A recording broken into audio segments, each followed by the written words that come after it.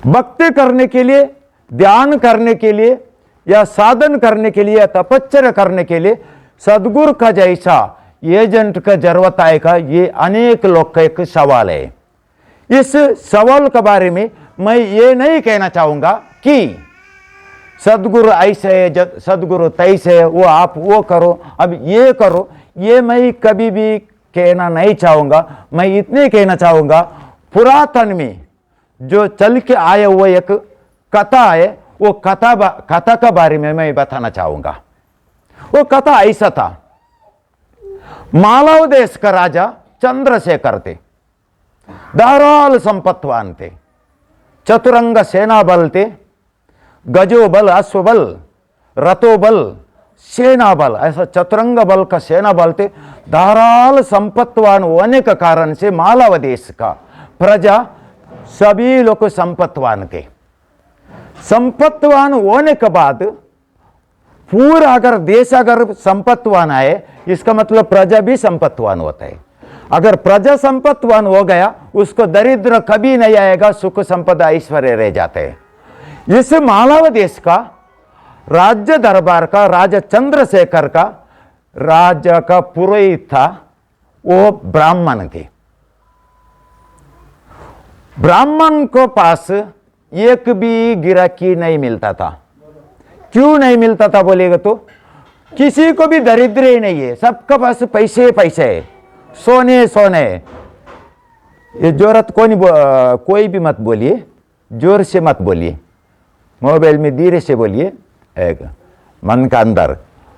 और किसी का कोई दरिद्र ही नहीं है, सबका पास, सब लोग माला माल है। फिर ब्राह्मण के पास जाएगा कौन? पंडित के पास। पंडित ने क्या सोचा, कोई भी हमारे पास नहीं आता है। इसका कारण एक ही है, ये देश श्रीमंत है। ये देश अगर श्रीमंत हो गया, जब तक हमारे पास कोई नहीं आएगा। किसका घर में पश्चिम दिशा में अगर मुंह लगता है, वो घर को दरिद्र लग जाते हैं। और ब्राह्मण भी वही सिखाते हैं, आपका फोटो पश्चिम दिशा में लगाइए, इसी कारण से आपको दरिद्र लगता है। इसके बारे में मुझे आज बताना है। और इसी कारण से मालव देश का जो राजा चंद्रशेखर था, उसका जो चतुरंग सेना बल का कारण से कोई भी शत्रु सेना वक्र दृष्टि से नहीं देख रहा था उसको। ब्राह्मण ने सोचा, अभी क्यों ना जो इस देश को अगर दरिद्र आ गए, समझो मेरा पास गिराकी जा से आ जाएगा। इसीलिए उन्होंने राजा को बताया, राजन जो शत्रु सेना है, शत्रु राजा लोग का हमारा देश के ऊपर अभी आक्रमण करने वाले, इसलिए हम ये काम करेगा, भगवान को जास्ती पावरफुल बनाएगा। वो कैसा? ये काम कीजिए, आपका जो घर का अंदर जो आपने जो भगवान को फोटो पूरब का और आपने लगाया था, इसका जैसा देखिए, पूरब को और लगाया था, वो आप फिरा कर पश्चिम को और लगाए। कुलगुरु थे, सॉरी पुरोहित थे, पुरोहित का तो सुनने पड़ते। इसी कारण से उन्होंने क्या किया, उसका सुनकर राजा चंद्रशेखर ने उसका घर का जो फोटो था, वो फोटो पूरब का ओर था और उसको पश्चिम का ओर कर दिया। यहां पर एक काम हो गया था, दुर्जयसुर नाम का एक राक्षस थे, दीर्घ काल भगवान गणपति का तपश्चर्या किया था। तपश्चर्या करने के बाद उन्होंने वरदान मांगा था। वो वरदान ये था, कौन सा भी आप वरदान देगा बोले तो अमरत्व का वरदान वो देगा, कभी जब भी हम अर्धा आयुष्य में मर जाएगा, उससे अच्छे एक काम करो, आप है ना, मुझे बहुत धन संपदा मिल जाए, ऐसा वरदान दे दो।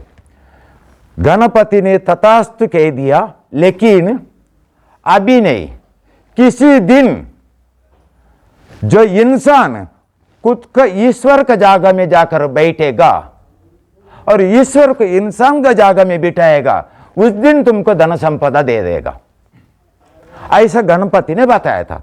इधर क्या हो गया, राजा चंद्रशेखर, मालव देश में राजा चंद्रशेखर ने भगवान को पश्चिम दिशा में कर दिया और उनका जो पूजा का बैठने का जो दिशा है वो पूरब का ओर हो गया। इसका मतलब ये हो गया, पश्चिम दिशा में जो मुंह करता है वो याचक बन गया, पूर्व दिशा में किसका मुंह होता है? वो दाता होता है। पूर्व दिशा में ईश्वर का होना चाहिए, क्योंकि दाता देने वाला, याचक नहीं। याचक इंसान होता है, मांगने वाला। मांगने वाला पूर्व का तरफ मुंह रखना पड़ता है मांगने के लिए।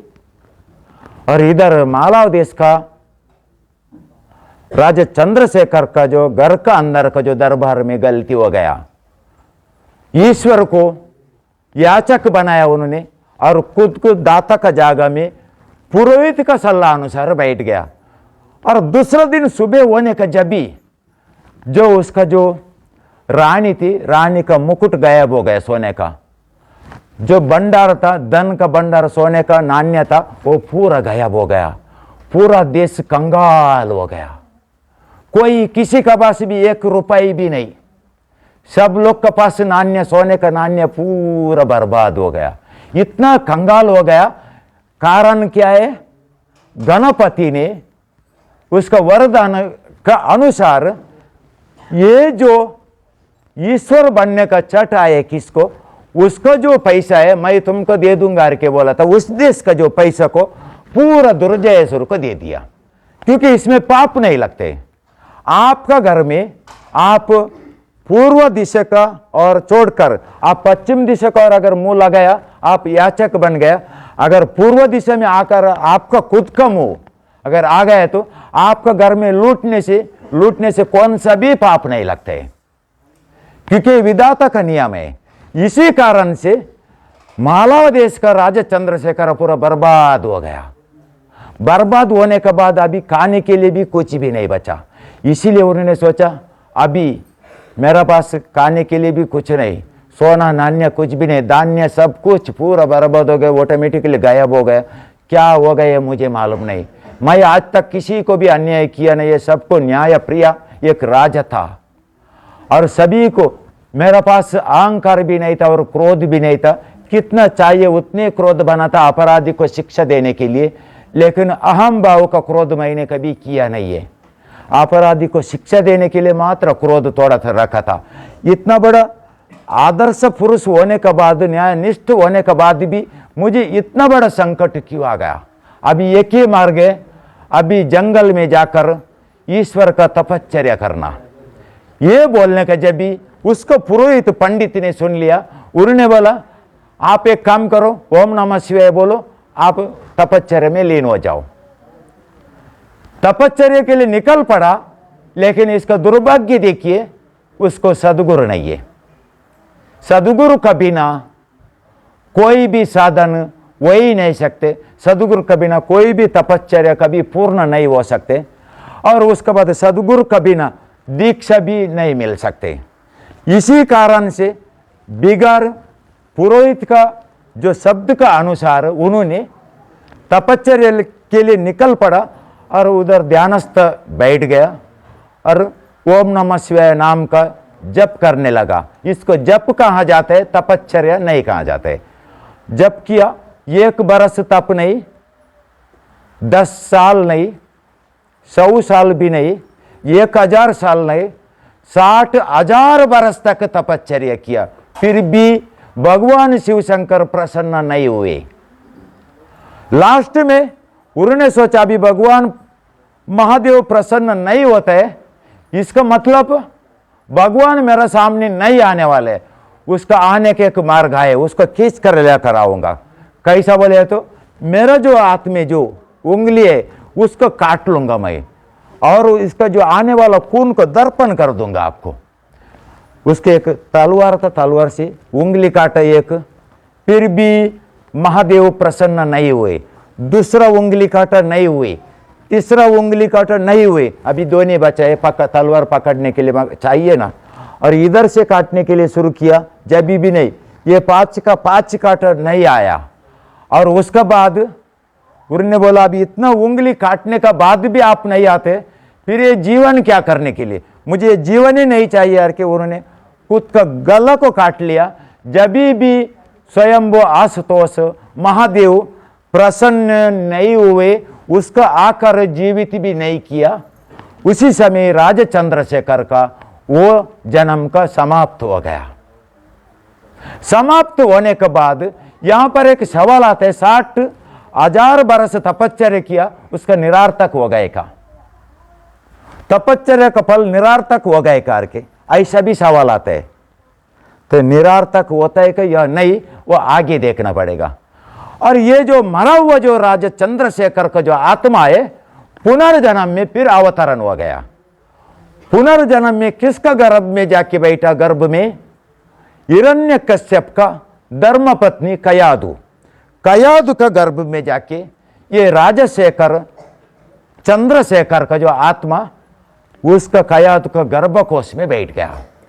3 महीने का गर्भवती थी कयादु, महान पतिव्रता नारी थी। और उसी समय में हिरण्यकश्यप तपश्चर्या के लिए निकल पड़ा था, ब्रह्मदेव का तपश्चर्या के लिए। यहां पर क्या हो गया? इंद्रदेव ने सोचा ये तपश्चर्या करने के लिए जाएगा, जब भी बाद में कौन सा भी वरदान मांगेगा और अमरावती के लिए संकट आ जाएगा, इसीलिए इसका तपश्चर्या भंग करने के लिए एकमात्र उपाय है, उसको जो औरत है कयादु, उसको अपहरण करना चाहिए। इसीलिए इंद्रदेव ने कयादु को अपहरण कर दिया। 3 महीने का गर्भवती थी। उसी समय में नारद मुनि आकर उससे चुड़ाया और उसका आश्रम में लेकर गया, उसका पाल पोषण किया। और 9 मास निकल कर 10वें मास में आने का जब भी वो कयादु ने एक पुत्र संतानों को जन्म दिया, वो इतना जोर से चिल्लाने लगा, ये इतना जोर से चिल्लाया, बोले तो प्रलय कैसा आ जाएगा क्या, ऐसा रीति से चिल्लाया। इसीलिए नारद मुनि ने उसको प्रहलाद करके नामकरण किया। ऐसा रीति से प्रहलाद नाम का एक पुत्र का जन्म हुआ। वही प्रहलाद पूर्व जन्म में राजा चंद्रशेखर थे। जन्म होने का जब भी यहां पर नारद मुनि से कयादु ने दीक्षा ली थी, इसी कारण से पेट में रहने का जब ये प्रहलाद को सद्गुरु प्राप्त हुआ और कयादु को भी प्राप्त हुआ। बचपन में बोले तो 3 महीने का गर्भवती का समय में सद्गुरु प्राप्त हो गया। बोलते अभी सद्गुरु का जरूरत नहीं पड़ा। जन्म लेने के बाद बड़ा हो गया, 3 साल का हो गया, सद्गुरु का सानिध्य में था नारद मुनि के साथ। नारद मुनि सद्गुरु भी था, तपस्वी भी था। अभी इधर क्या हो गया, 5 बरस होने तक हिरण्यकश्यप ने एक दिन क्या किया, तुम हरी हरी करके बोलते हैं ना, तुम्हारा हरी कहां पर है? ये कंब पर आए करके बहुत जगह दिखाया, लास्ट में कंब पर आए करके पूछा। जब ये प्रहलाद ने कहा वहां पर भी है, वो कंब को गदा से फोड़ दिया। वहां पर नरसिंह रूप में महान भगवान विष्णु अवतरण हो गया और हिरण्यकश्यप को वध किया। वध करने का बाद वहां पर नरसिंह अवतार भी था और साथ में महादेव भी प्रकट हो गए। महादेव प्रकट होने के बाद, वत्स तुम्हारा तपश्चर्या पूर्ण हो गया, तुमको क्या वरदान चाहिए? प्रहलाद ने कहने लगा, है ऐसे कैसे हो सकते? मैंने नारद मुनि से सुना था, भगवान शिव शंकर कभी भी तपश्चर्या के बिना, साधन के बिना कभी किसी को भी प्रसन्न नहीं हो सकते। कितना भी भक्ति करे या कुछ भी करे, लेकिन सामने प्रकट उस दिन होएगा वो साधन या तपश्चर्या करने का जब भी। लेकिन मैं तपश्चर्या भी किया नहीं है, साधन भी किया नहीं, फिर आप प्रकट कैसे हो गया? महादेव ने बोलने लगे, ये 2 ही कारण नहीं और एक कारण बोल गया, सदगुरु भी होना चाहिए जब भी मैं प्रकट होता हूं।